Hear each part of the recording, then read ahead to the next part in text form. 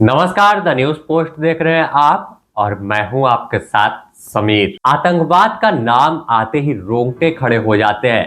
किसी पर शक की सुई घूम जाए तो वह समाज का दुश्मन बन जाता है। लेकिन क्या होगा जब वही शक अदालत में जाकर धूल बन जाए? क्या एक संदिग्ध आतंकी का ठप्पा आसानी से मिट सकता है? जमशेदपुर में 3 लोगों को बाइज्जत बरी किया गया, लेकिन सवाल यह है कि क्या खोई हुई इज्जत, सम्मान और समय वापस आ सकता है?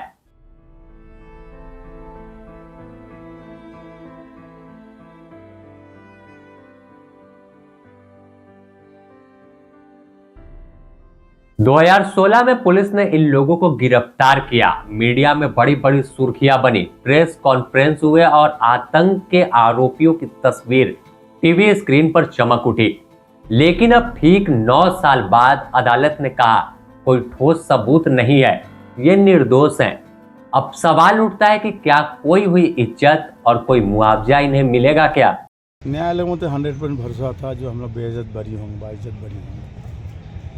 क्या लग रहा था इतने दिनों से 2016 से लेकर अचानक एक माहौल बना, माहौल तैयार हुआ, फिर आपके घर के लोग अगर चले जाते हैं, उसमें वो मामला आता है आतंकी का, तो उस समय डर लग कोई तो मामला इतना लगा दिए तो कहते हैं घर में सोए हुए थे, घर से उठा के लेकर आके उनको आतंकी बना दिए। एक आलिम है जो दिन का बात बोलते हैं, अच्छा वो लोगों को समझाते हैं, अच्छा बात बोलते हैं। कभी कभी सोचे थे घर में सोए थे, जो आतंकी हो के घर में सोएगा उस घर के उसको उठा के ला के आतंकी बना दिए, हीरो बना दिए। तो बाइज्जत अदालत ऊपर हमारा पूरा भरोसा था, इसके अदालत फिर फैसला सुनाए, बाइज्जत बरी किया। नाम क्या है? मेरा नाम मोहम्मद ताहिर अली खान। हमारे भाई पर आतंकी होने का आरोप लगा, मोहल्ले ने दूरियां बना ली, समाज ने हमें गुनहगार समझ लिया। लेकिन अब जब अदालत ने कहा कि हम निर्दोष हैं, तो क्या समाज फिर से अपनाएगा? यह बात आरोपी के भाई बोल रहे हैं, जो 9 सालों तक अदालत का चक्कर लगा रहे थे। 2016 में तत्कालीन थाना प्रभारी जितेंद्र सिंह को एक सूचना मिली कि मासूद नाम के आतंकी जो बिस्कुट थाना गत्ती एरिया में छपा हुआ है, उसको गिरफ्तार किया गया। गिरफ्तार करने के बाद उसके पास से कुछ शस्त्र मिले, कुछ इस्लामिक साहित्य मिला। उसको पूछताछ के क्रम में उन्होंने कहा कि मेरे साथ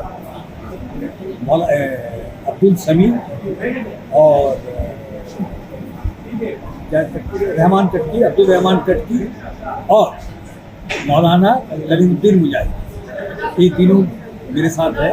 मौलाना कलीमुद्दीन के घर में हम लोग एकत्रित होते थे, वहाँ हम लोग की चर्चा होती थी, वहाँ पर हम लोग आतंक गतिविधि को कार्यान्वित करें।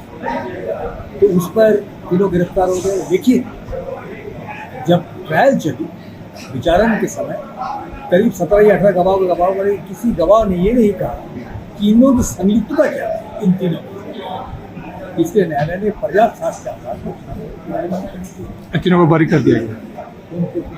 और ये एक आपका डीडीए वन साहब का कोर्ट, ये सहायक जगह पर था, वो सहाय। इस मामले को लेकर क्या फिर ऊपर के न्यायालय में जाएंगे? स्टेट अगर चाहेगी स्टेट का मामला है। पुलिस ने बिना ठोस सबूत के गिरफ्तारी की, केस में दम नहीं था। अदालत में हमने साबित किया कि हमारे मुवक्किल निर्दोष हैं, लेकिन 9 साल की जिल्लत का हिसाब कौन देगा? शायद अब कोई प्रेस कॉन्फ्रेंस होगी जहां कहा जाए सॉरी, गलती हो गई। लेकिन सवाल यह है कि क्या माफी से 9 साल का दाग धुल जाएगा या फिर अगला निशाना तलाशने की तैयारी शुरू हो रही होगी? क्या किसी निर्दोष की इज्जत समाज में वापस आ पाएगी? आज सवाल सिर्फ 3 लोगों का नहीं है, सवाल सिस्टम का है। जब शक को सुर्खियां मिलती है, तो क्या बेगुनाही को भी उतनी सुर्खियां मिलेगी? सोचिएगा, क्योंकि अगली बार किसी और की जिंदगी शक के आधार पर बर्बाद हो सकती है। बने रहे आप द न्यूज पोस्ट के साथ, इससे जुड़ी और भी अपडेट हम आपको देंगे। तब तक के लिए नमस्कार।